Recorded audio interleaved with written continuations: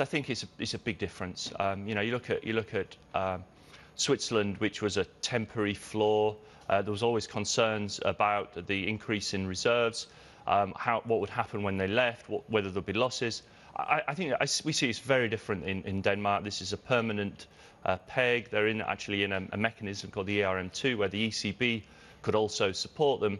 And in many respects, reserves growing there doesn't really make any difference. If you're never going to change, reserves don't matter. However, you can see it's an environment where people are looking for safe havens, are worrying about the eurozone. You can see why flows would go in, but for us, we don't see that's very likely to break. Okay, let's talk about the euro as well. On track for its third straight week of gains this amid all the negotiations going on and a whole lot of uncertainty. Are markets pricing in that some kind of agreement is going to be reached between Greece and its creditors, or do you think markets are a little optimistic? I think after the initial shock, we had the initial shock, with the Syriza government, or even the elections being called in December, which was going to lead to Syriza. For us, it seems very likely that there is an agreement. We worry more 3 months down the road, 6 months down the road, we're going to be in the same situation again.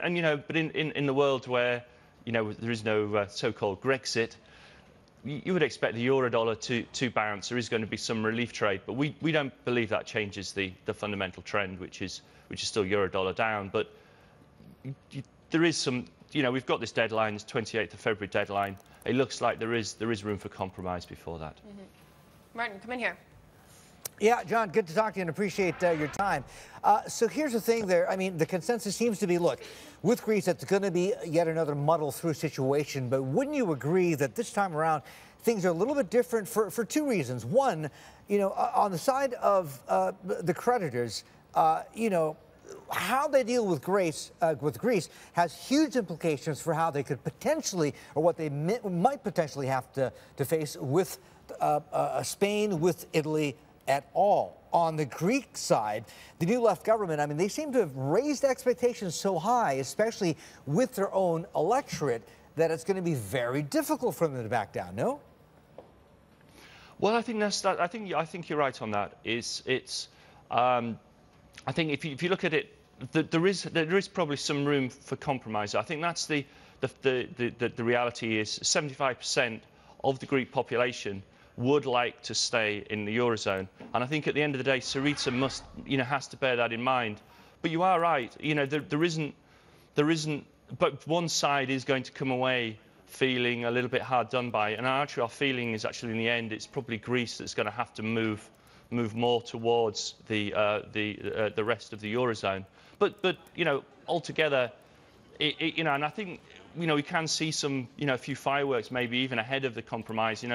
But it seems very hard for me to see them actually just stepping away now. But as I say, in 6 months' time, when some of these reform agreements and things that haven't been agreed, start to fall apart, then I think the risk is we do revisit the Greek problem. Okay, more focused risk, of course, Jonathan. I mean, the Greek folks are talking to, among others, of course, ECB tonight, and ECB does have this ELA, emergency liquidity assistance with the Greek banks. What are the chances that they could pull that, stop that, slow it, or whatever, because it has huge implications for Greek banks? That could be the trigger for a default and a Grexit. I think that's a great question. The ELA is definitely, in theory, under control of the ECB, but in practice, if they suspended it or didn't raise the limit, it's effectively Greece leaving. And for us, that's a political decision. The ECB does not want to be responsible for forcing a country out.